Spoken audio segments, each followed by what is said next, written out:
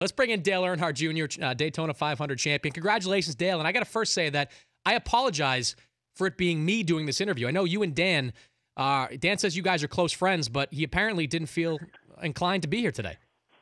Yeah, I'm kind of curious as to what's his problem. He's getting old, slowing down, needing more days off. Yeah, I mean, he was coming back from the Olympics, so there's a little bit of an excuse there. But, you know, knowing you were going to be on here, you can probably grab an earlier flight, right? Yeah, I figured he would be, be home to cover the Daytona 500. But I guess, the Olympics is a pretty big deal. So, and that's a long flight, getting back from Russia and all. So we'll let him slide, I think. He's Dale Earnhardt Jr., Daytona 500 champion, joining us here on the Dan Patrick Show. How much sleep are you working on right now? Well, I got 1 hour of sleep last night and just 2 hours on the flight from Daytona to New York. We just landed and we're riding into the city now. But, that 2 hours on that plane did me wonders. I'm feeling pretty good, ready to go. You had time last night to send out your first tweet, which got one of the biggest reactions I think anyone got for their first tweet on Twitter. What was the impetus for throwing that tweet out there? Well, I think I knew that Twitter is an important part of, our everyday life. It's become bigger and bigger and bigger over the last several years. I knew that eventually I was going to have to get involved, and it's so important to our partners and our sponsors and our fans, and it's a great way to interact. And, my teammate Jimmy Johnson is one of the best in the business at using social media to stay interactive with his fans. So, it's just something I knew I was going to have to get involved with eventually, and I needed a moment to create that entry, and winning that race was perfect. So, it was a great way for us to kick it off, and hopefully it's going to be a lot of fun. And you can just be yourself, and people seem to appreciate that. You had a 6-hour rain delay yesterday. What does a person do during a 6-hour rain delay? I ate a lot of junk food and sat around and watched TV, talked to my sister and my girlfriend Amy and whoever's in the bus, play with the dogs, put on some pajama pants, lay around on the couch. Pretty typical Sunday afternoon if you're not in a race car.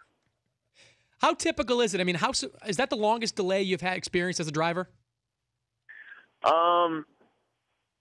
Yeah, I mean, we've had some rain delays before. I don't know if that was the longest. Typically, they're very nerve-wracking because you don't know when the track's going to dry, when it's going to quit raining, if it's going to quit raining, if they're going to call the race and postpone it to the next day. You start thinking about logistics for the whole crew and everybody to stay overnight, and it's just a big pain in the butt. But yesterday, for some reason, and especially with all the technology we have, we kind of all had a feeling that by 8 or 8:30 the track should be ready and ready to go back to racing, and we were going to have plenty of time to get the race in. It wasn't quite as nerve-wracking as most rain delays because we feel good idea that we were going to get a good window to get this stuff finished. Talking to Dale Earnhardt Jr., Daytona 500 champion here on the Dan Patrick Show. Dale, one of the funnier parts about yesterday was that Fox showed the replay from last year's Daytona 500, and so many people thought they were watching the live version of the Daytona 500. How many calls and texts did you get during that race saying, "Oh, almost got it, get it next time," or something to that effect?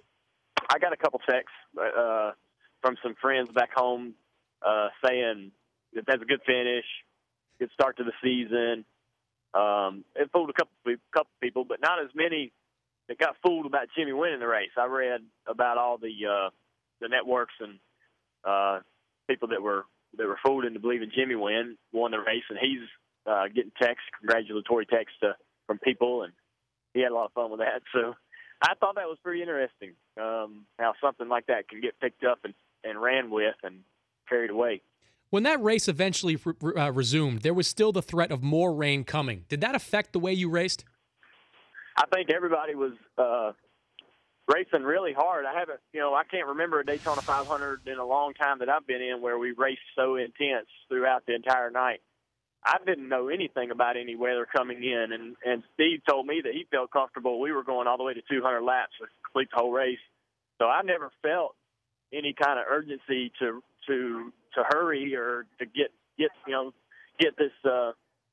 get this race in because rain's coming. I got to be in first place because it might start raining any moment. I never had any of those. I never had that feeling or worry, but the intensity was really, really high. And, man, we were all racing so hard and leaning on each other and really putting each other in a lot of situations that were pretty challenging. And you saw the true talent in all these drivers that we were racing with last night come out. Everybody really got to ask a lot of themselves by the other drivers. We put each other in some pretty hairy situations and forced each other to really dig deep, running each other right into the fence and crowding each other down on the apron and stuff like that. It was pretty crazy. There was a late caution during the race, and you had a great restart off of that caution. Is there a science or a trick to having a great restart? Well, I had my teammate behind me. That was a huge help. He was going to definitely help me and understood what we needed to get a good restart and was willing to sort of be a part of working together to sort of push each other out and get separated from the second place car. So that was a big, important piece of it, to have Jeff Gordon behind me and a teammate behind me to do that. If you have someone else that's not a teammate, I don't know if you can count on that kind of commitment. So that was a unique situation, and you have to work with that guy and you got hand signals that you're giving each other to create the restart and time the restart perfectly for each of you to be able to push out and shove out and go. What's the teammate etiquette in that situation? In other words, if you're on that final lap, how far behind does the teammate have to be to help you instead of trying to win? A teammate has to try to win the race no matter what for themselves on the final lap. You don't want to ruin the opportunity to win for both of you and allow another driver to win, but you've got your own team, your own set of people working on your car that come there to win, want to win. They don't build that car, prepare that car to help their teammate win. They build it for themselves to win. They want to go to victory lane, and they want to enjoy that celebration. So your commitments to your own individual program on that last lap, and you've got to do everything you can and just really get selfish and think about what you need to do to win the race. I'll get you out of here with this, Dale. I'm talking to Dale Earnhardt Jr., the Daytona 500 champion. You last won this race 10 years ago, back in 2004. More satisfying win for you, the 04 race or this one? This one's more satisfying because I'm older. I appreciate what it's worth. When I won it in 04, I had no idea what I'd done and didn't let it sink in. It all happened so fast and it was over with. So this one's way more meaningful. Well, congratulations again, Dale. I know you've got a very busy day and probably won't sleep much for the rest of this day. Appreciate you taking a couple of minutes. Thank you. Thanks for having me on. That's Dale Earnhardt Jr.